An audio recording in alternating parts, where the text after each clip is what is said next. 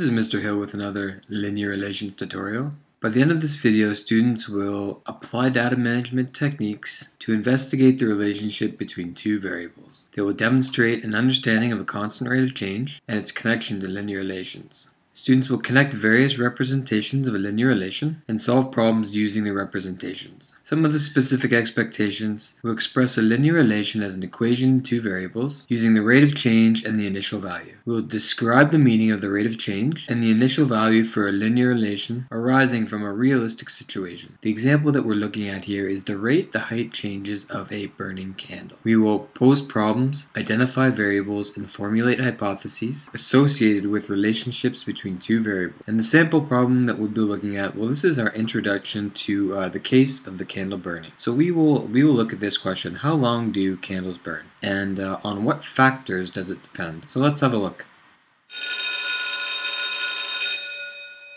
So here's our first introduction to the case of the candle burning. So let's read the problem once and we'll read it again and highlight some of the important information. An equation representing the height of a burning candle is h equals 2d minus 2t, where h is the height in centimeters, d is the diameter in centimeters, and t is the amount of time that a candle has been burning in hours. A candle has a diameter of 6 centimeters. How tall is the candle when you buy it in the store? If the candle burns for 3 hours, what will its height be? So an equation representing the height of a burning candle is h equals 2d minus 2t. H represents the height, d represents the diameter, and t represents the amount of time the candle has been burning in hours. So a candle has a diameter of 6 centimeters. How tall is the candle when you buy it? And when you buy it.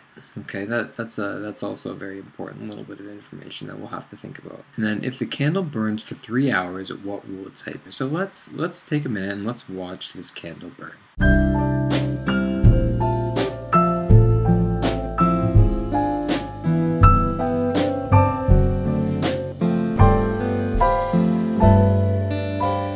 What's nice about watching that candle burn is you get a real sense of what this equation represents. It's really easy to see that as time passes, right, as time increases, that the height of the candle decreases, goes down, the candle gets shorter. And if you change the diameter, let's get a visual for what the diameter is. So I've drawn a little circle here. Actually, I drew an oval because the picture of this candle is on a little bit of an angle. But if you looked at it from the top view, you would see that it would be a perfect circle.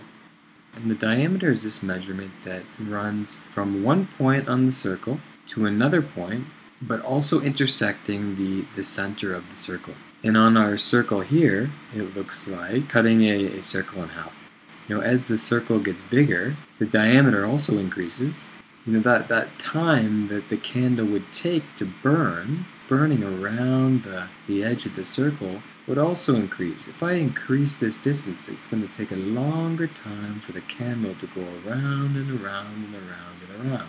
When we think about what factors affect the height of a burning candle, you know, obviously if we have a bigger diameter, it's going to affect the height because it's going to take longer for that candle to go around the circle. And also, if the candle has been burning, right, if it hasn't been burning at all, you're going to have a very tall candle, but it's been burning for a long time, then the candle will be much shorter.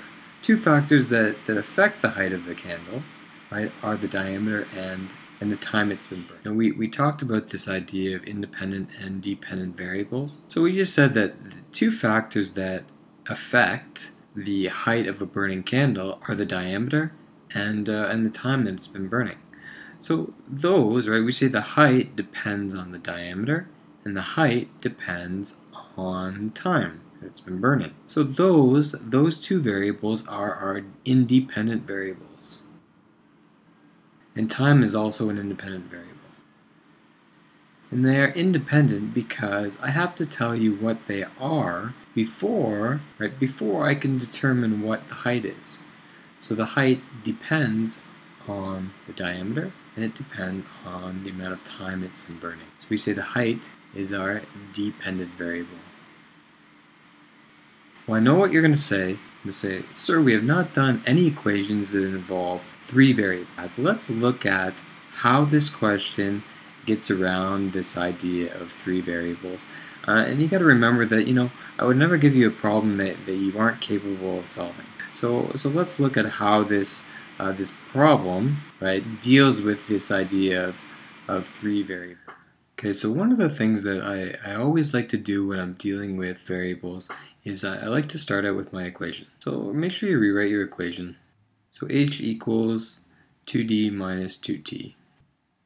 And whenever I'm dealing with variables, it's really important to get a sense of what the question is asking. And I suggest that you follow this method because it really helps you determine what the question is asking you. So I always write down my variables that I have in my equation. So let's start with my h, and my d, and my t. For the first part, let's just deal with this first question. The candle has a diameter of 6 centimeters. How tall is the candle when you buy it? One of the things that we're given here is we're given a diameter of 6 centimeters. So you go ahead and you write that diameter in there. So the diameter is 6 centimeters. The question is, how tall is the candle when you buy it? So it's a little bit of a trick question because if I'm missing 2 variables here, I can't solve this equation. But is there anything that you can infer from reading this question? Can I infer the height, or can I infer the time that it's been burning just from reading this question right here? So how tall is the candle when you buy it in the store? If you buy the candle in the store, how long has it been burning? You're right, it hasn't been burning at all. So the time is actually 0. And so that's the trick to this little problem, is knowing that at the start, my time is 0. And what am I looking for? Well, I'm looking for my height. Because we've asked the question, how tall is the candle? So we're looking for the height. So I put a nice question mark in front of the height. Now once I've written down all of my given information, I can go ahead and I can make my substitution and I can solve for height. I'm looking for my height, so I can rewrite my h equals 2. My d is equal to 6. So I'm going to go ahead and make that substitution in brackets, minus 2 times, well, remember my t is 0, so I can go ahead and make that substitution. And the height is equal to 2 times 6 is 12, minus 2 times 0, well, any number times 0 is 0. So 12 minus 0 is just 12. So h equals 12. So how tall is the candle when you buy it in the store? The candle is 12 centimeters. So we'll do this second part of the problem in blue. So if the candle burns for 3 hours, what will its height be? So remember, the equation was h equals 2d minus 2t, but they gave us the diameter in the problem. So remember, the diameter was 6. So the equation that we're actually dealing with is h equals 2 times 6 minus 2t. And if you want to simplify this down, remember 2 times 6, we worked it out above, was 12. So h equals 12 minus 2t. And if you really want to get fancy, we can rearrange this so that it looks like an equation in the form y equals mx plus b. So h equals minus 2t plus 12. And we get an equation in the form y equals mx plus b, where we figure out our initial value is 12, and our rate of change is m, which is minus 2. So since the problem gave us the diameter, we're actually dealing with a linear equation. Now if we want to come back to our original problem, what is the height of the candle after 3 hours? H is our question mark, and now in this new equation that we have here, right, we're only looking for the variable t equals 3 after 3 hours. I can go ahead and make my substitution. H equals minus 2, t is equal to 3 plus 12. H equals, remember, a negative times a positive is a negative, 2 times 3 is 6 plus 12. So H equals minus 6 plus 12, with minus 6 plus 12 equals positive 6. So to answer the question, what is the height of the candle after 3 hours? The height of the candle is 6 centimeters. So there's a nice interesting beginning to the case of the candle burning, and we'll come back and we'll explore this problem a little bit more, and we'll change it up and see if we can get a good understanding of how we can use equations to model real-world situations like the idea of a candle burning. Thank you for watching, and keep watching these videos.